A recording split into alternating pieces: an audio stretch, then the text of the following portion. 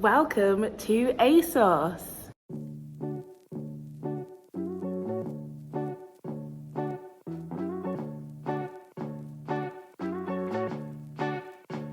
I'm gonna be live on ASOS at 3 o'clock, so I know you have many questions like, who am I? How did I get here? What is my purpose? No, that's just me. And all that and more will be answered in this amazing How Did I Get My Job at ASOS vlog, which you are watching right now. I don't know why I did a little voice. I think it's really awkward. I'm basically at work and it's late. I thought this would be the perfect chance to film this vlog. So this is my How I Got My Job at ASOS vlog. I hope you enjoy it and I hope it answers questions, or maybe if you're curious in any way, it helps. I think we need to be comfortable for this, so I'm gonna find somewhere to sit and chat to you, my dear watcher. Probably somewhere with some light to flatter me. Here we go. Okay, now this feels intimate. How's my hair? It's very messy. Well, whatever, we're gonna get into it. Pull up, have a drink. I have water, which is very not like me, but it's the middle of summer, so stay hydrated. Cool, where to begin? I'm gonna start at the beginning. It's not the beginning, it's where most people start, it's university. So I went to the London College of Fashion a very long time ago now, and I studied fashion journalism and I specialized in broadcast because I was like, I'm gonna be a TV presenter and this is how I'm gonna do it. University was not a good time for me, honestly. I don't really want to delve into it, but this is like my favorite story about the London College of Fashion. So I've graduated, I've finished, and then I go to my main tutor or lecturer, whatever they are, and I say, oh, you know, I've graduated, woohoo, how do I get a job? And my lecturer turns to me and I'm literally quoting, this is verbatim, she said, go on Guardian jobs, dear. And I was like, right, okay. Like, literally gobsmacked. But that's not all, because after that she said, at least you have your fabulous personality. And let's move past that. So yeah, uni was a bit rubbish. My degree is, you know, I would say toilet roll is probably worth a lot more. I think we're gonna start hoovering. We'll be back. We'll be back after this.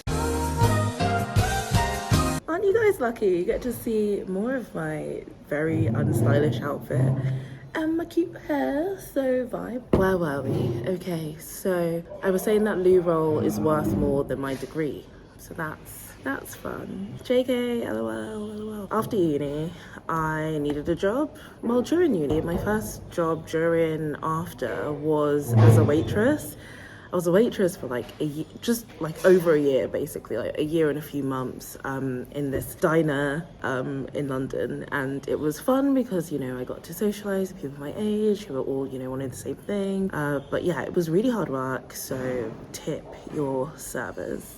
Thank you. But I mean, I was doing a lot of freelance stuff at the time, like blogging was really big at the time, which indicates how old I am, which is fun. So I did lots of things to do with blogging and like blogging communities and that sort of thing, which was really fun. I actually got to go to a couple of cool fashion events. I got to go to Fashion Week a couple times. I went to a few press events, which was fun, and like just wet my whistle for good times. And I was just applying. I really wanted to do something with video, and I was applying for everything on Indeed. My application was through that door, but obviously I didn't have enough experience. But I applied for a role with a tech company, but a video ad tech company, so I was like kind of on the wavelength, and I got it, which was amazing. I was working with publishers, I was working with adverts. It was really fun, really cool, young, like office, free beers on Fridays, that sort of vibe, which is, you know, dangerous for a young poor person, as I was at the time. So yeah, that was really good fun, and everything you hear, all those memes and jokes about startups, it was literally that sort of place. In the newer office, they literally have a climbing wall. I mean, does your office have a climbing wall? Should your office have a climbing wall? Who are you trying to appease here, people? Long story short, Rupert Murdoch bought that company. You know, good for the founders. They're very, very, very rich now. Yay! rich. And because of that, when I applied for a job at The Sun, I think that's one of the reasons why I got it. But also, I think I was just very genuine in my interview. I was very sweet, very honest, very I needed the job. I needed to make the pivot into media, and that was the only way I could, because no one was hiring plus-sized black queer women, legit. I mean, they're all hiring them now, but back then there were black people nowhere in the industries I wanted to go in. So yes, I worked at The Sun. I was at a part of the paper called Sun Savers, so it was about helping people with money and giving the readers free £5 every month or so. So I felt like it was a good part of the paper.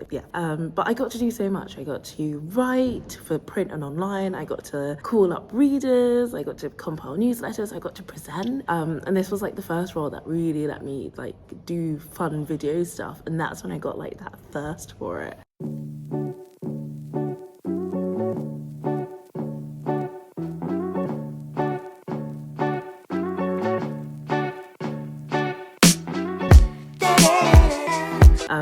So yeah, that was really fun. I did a lot of crazy things. I'm sure I'm going to slot some things in here, and yeah, I did some.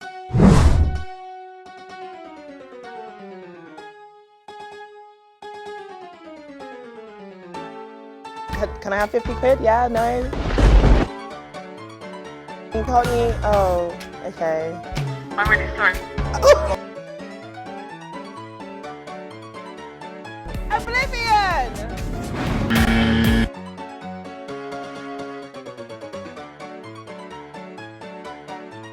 I did a lot of questionable things anyway, all in the name of helping people with money, so all good. After The Sun, I worked, where did I go? A few places that didn't work out, but I think the next role I had was as a social media editor for Reach PLC, so I was working across the Daily Mirror, the Daily Star and the Daily Express.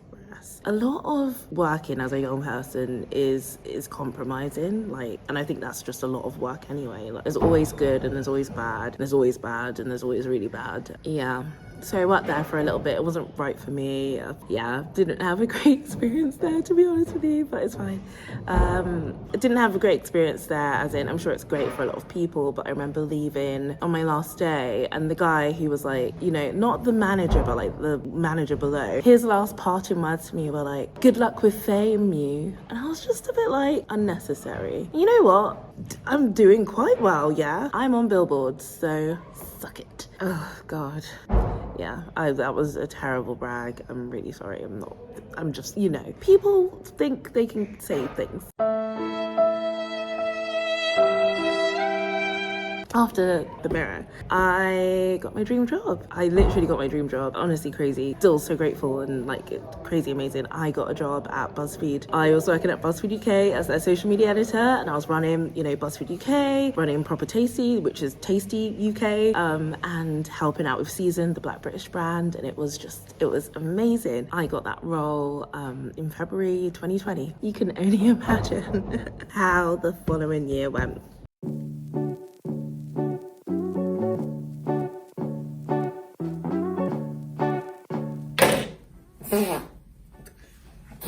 Amazing. I'm shook. I'm going to be making a Valentine's Day card for myself. And in the great words of RuPaul, if you don't love yourself, how the hell are you going to love anybody else? Can I get an amen? Crickets. Oh, these are my favorite pictures on Instagram. How did you know? That's a funky name. Pflugerville, I think.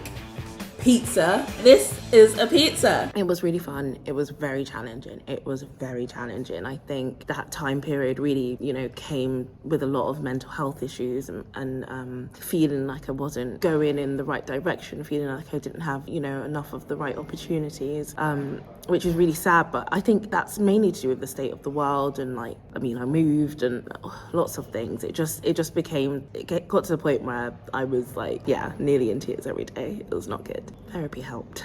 But it was really sad, what happened with that role and that job, because it literally was my dream job. And I think it was that realization of oh no, if this isn't the dream, then that means I have to come up with a new one or make a new one. And I thought I'd I thought I got where I needed to be. And I didn't think that, you know, after all that time, you know, after finishing at, you know, the London College of Fashion, that I'd ever end up back in the fashion world. I never, because I mean, when I was applying for roles, I was not getting any fashion roles, any PR roles, any magazine jobs, any social media jobs. I don't even think social media was like a massive thing at the time, so I wasn't getting those either. I mean, social media was always an afterthought back then, and that's around like, you know, 2014 or whatever.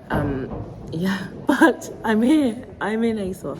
I'm inside you, ASOS, right now. It is quite late. I should go home and have dinner. But I wanted to film this video in the building because I just felt like in the zone and connected to the stuff around me. Yes, so I applied for a job at ASOS, I think in November last year. And obviously applying for a job in November is like, you know, crazy, because obviously it will take a long time because you apply and then all of a sudden you'll interview and then Christmas happens and then you're like, oh, it's like you forget you applied for that role. Applied for the role, really excited to, you know, go for it because it's my role. I'm a senior social media executive and I work across Topshop and Topman and Collusion, which is a really cool brand, which I wear a lot of. I'm not wearing any right now, so it's very annoying. So it was just such a crazy opportunity working for Topshop and Topman, like these legacy brands that have always been a mainstay of my life since I was a teenager till now. So I really, really wanted this role. Like, I went through all the interview. The questions were like pretty standard. I had 2 tasks to do, and I really just put in my all, made sure I like made the task like as good as possible, really did lots of research. And if you're curious to know what the tasks were, I guess I can talk about that in another video if you'd like. And then yeah, like I genuinely wasn't expecting to get this because, as you've heard, my career's been like, ooh, like legit. I mean, from graduating in university, not thinking I'll ever work in fashion, ever. Being a waitress for a long time, literally thinking I'm gonna like, you know, have a career in hospitality. I was like really ready for it. And then moving into tech and being like, ooh, maybe I'm in the tech world. And then moving into media, which was like my goal, always my goal. And then making that, you know, move, that lateral move, which is great. And then now being able to apply those skills that I've gained in all those media companies that I can apply to this fashion job. It's just like a weird, it's not quite a circle. I wouldn't say it's a circle. It's more like, if you've ever seen the Good Place, it's Jeremy Bearimy, right? That is the meaning of the universe, Jeremy Bearimy. Nothing is straight or across or perfect. It's Jeremy Bearimy. Yeah, I feel really lucky. I've been here for like 6 months, 5-6 months, which is great. And yeah, working at ASOS is amazing. The discount, chef's kiss. You would think I would dress better, but it is really hot in London and I live in Manchester, and you have to be comfortable on the train because the train is cold, and obviously I wake up early to get the train and it's like all I want to be in is cozy clothes, but then I come in and everyone's dressed so well. It is tough for me. It's very tough. But yeah, it's really cool here. The London office is amazing. There's a gym, not that I go, but there's a gym. Which is cool. What else? Oh my god, there's like, you know, a canteen, sick. There's a cafe, coffee, iced coffee, whatever, also sick. There's just fashion everywhere. Like the fashion cupboard is like a dream. Like I love like just peeking in and like touching the clothes, and that sounds kind of creepy, doesn't it? I love fashion.